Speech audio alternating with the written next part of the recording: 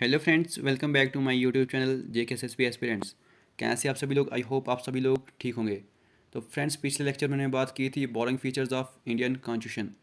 उसका हमने part first किया था पहले लेक्चर में, और इस लेक्चर में पार्ट सेकंड रहने वाला है। और पार्ट फर्स्ट में हमने बात की थी ऑस्ट्रेलिया, कनाडा, यूके, अमेरिका। ये जो चार कंट्रीज़ हैं, कितनी चार कंट्रीज़ हैं, इनसे जो हमने फीचर्स अडॉप्ट किए हैं उनके बारे में हमने डिस्कशन की थी। और इस वीडियो में हम boring features of Indian constitution का पार्ट सेकंड करने वाले हैं, जिसमें हम समझेंगे कि कौन कौन से फीचर्स हमने, जो बचे हुए फीचर्स हैं, कहाँ से हमने अडॉप्ट किए हैं। तो सबसे पहले हम बात करते हैं आयरलैंड की। आयरलैंड से हमने कौन कौन से फीचर्स अडॉप्ट किए हैं।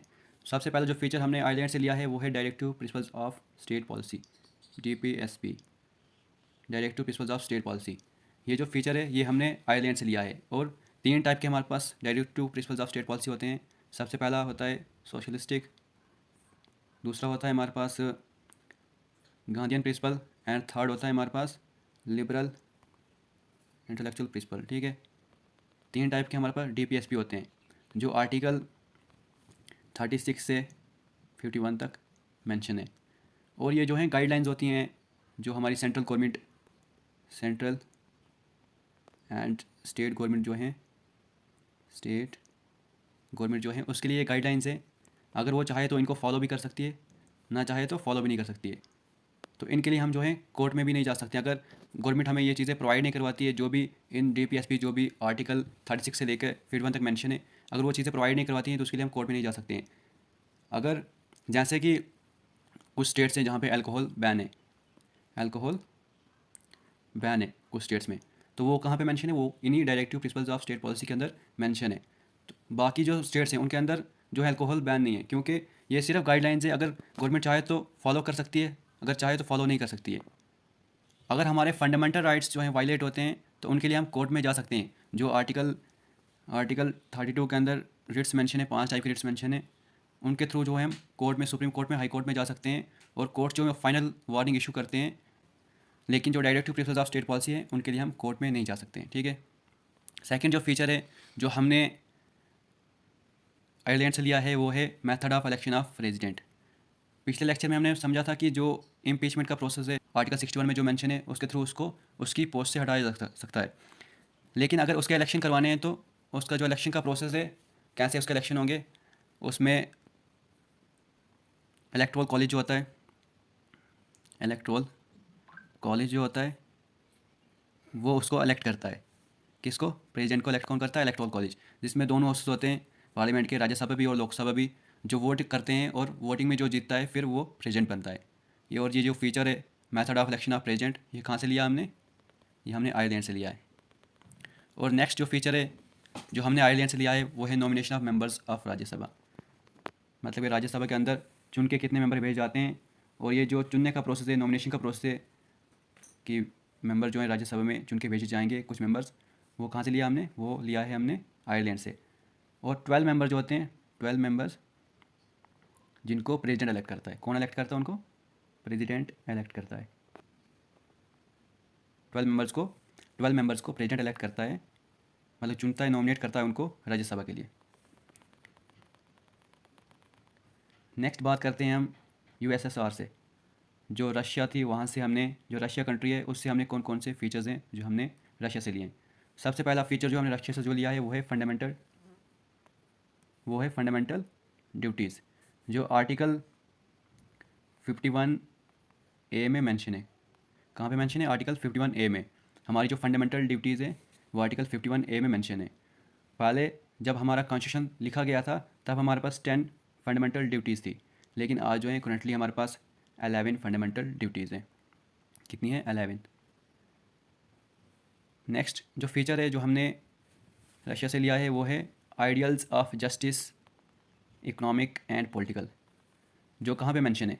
वो हमारा जो प्रेम्बल है जो हमारा, उसके ऊपर ये 3 टाइप का जस्टिस मेंशन है। ये भी क्वेश्चन आता है एग्जाम में कि हमारा जो प्रेम्बल है उसके ऊपर कितने टाइप का जस्टिस मेंशन है। कितने टाइप का है?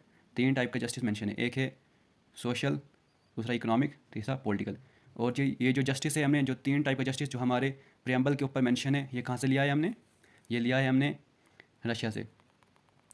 और नेक्स्ट फीचर की बात की जाए तो नेक्स्ट फीचर है हमारा प्लानिंग कमीशन जो हमने रशिया से लिया है। जब प्लानिंग कमीशन जब 5 साल का, इसका 5 ईयर प्लान भी कहते हैं, मतलब पहला प्लान जो था वो एग्रीकल्चर के लिए था, दूसरा फिर टेक्नोलॉजी वगैरह, तो कौन सी चीज़ों पे ज़्यादा ध्यान देना है उसके लिए 5 ईयर प्लान तैयार किया जाता था, जो 1950 से स्टार्ट हुआ था। फिर 2014 में इसका नाम चेंज करके इसको अलग अलग चीज़ बना के इसका नाम जो है नीति आयोग रखा। और जो इसका हेड होता है वो होता है प्राइम मिनिस्टर जो है इसका हेड होता है। और नेक्स्ट बात करें हम जो हमने फ़ीचर्स अडॉप्ट किए हैं बाकी कंट्रीज से, बात करते हैं अब साउथ अफ्रीका की। साउथ अफ्रीका से हमने कौन से जो फ़ीचर्स हैं वो लिए हैं। उससे हमने एक ही फ़ीचर लिया है, वो है प्रोसीजर ऑफ अमेंडमेंट।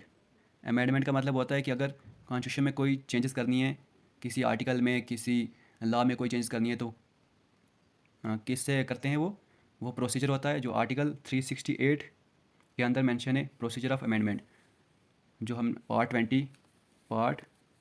20 और आर्टिकल 368 के अंदर मेंशन है प्रोसीजर ऑफ अमेंडमेंट। और ये जो फीचर है अमेंडमेंट का, ये हमने कहाँ से लिया है? साउथ अफ्रीका से लिया है।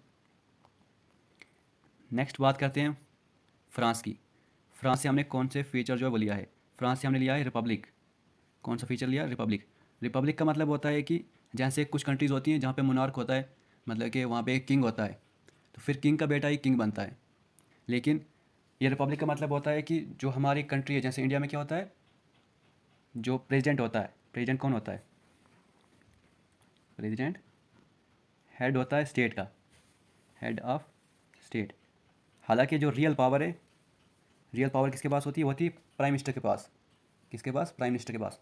लेकिन जो हेड होता है, जो कॉन्स्टिट्यूशन के हिसाब से हेड है कंट्री का, वो कौन होता है? वो होता है प्रेसिडेंट। और जो हेड होता है कंट्री का, वो इलेक्टेड होना चाहिए। रिपब्लिक का मतलब यही होता है कि हालांकि उसके लिए जो इलेक्शंस होते हैं वो इनडायरेक्टली होते हैं, मतलब कि प्रेसिडेंट के लिए हम वोट नहीं करते हैं। उनके लिए वोटिंग कहाँ पे होती है? जो हाउसेज होते हैं, इलेक्टोरल कॉलेज होता है, जो हाउसेज होते हैं, दोनों हाउसेज पार्लियामेंट के, लोकसभा और राज्यसभा, ये दोनों हाउसेज जो हैं वोटिंग होती है इनमें, और जो प्रेसिडेंट होता है उसको वहाँ से इलेक्ट किया जाता है। तो रिपब्लिक का मतलब यही होता है कि जो हमारा हेड होगा स्टेट का, वो क्या होगा? इलेक्टेड होगा। नेक्स्ट बात करते हैं हम अब जर्मनी की। जर्मनी से हमने लिया है suspension of fundamental rights during emergency में, जैसे आर्टिकल 356 हो गया, आर्टिकल 360 हो गया, और भी एक इमरजेंसी, 3 टाइप की इमरजेंसी होती है। उनमें कौन सा आर्टिकल जो है हमारे सस्पेंड होते हैं? फंडामेंटल राइट जो है हमारे, सारे फंडामेंटल राइट जो हैं सस्पेंड हो जाते हैं जब इमरजेंसी लगती है। लेकिन 2 आर्टिकल्स ऐसे हैं जो इमरजेंसी में भी सस्पेंड नहीं होते हैं। एक हो गया आर्टिकल 20, दूसरा आर्टिकल 21। ये दोनों जो हैं जब इमरजेंसी आती है उस टाइम में भी ये हमारे राइट्स जो ये आर्टिकल जो हैं सस्पेंड नहीं होते हैं। और ये जो प्रोसेस जो है suspension of fundamental rights during emergency, ये कहाँ से लिया है? हमने जर्मनी से लिया है। नेक्स्ट बात करते हैं हम गवर्नमेंट ऑफ इंडियन एक्ट 1935।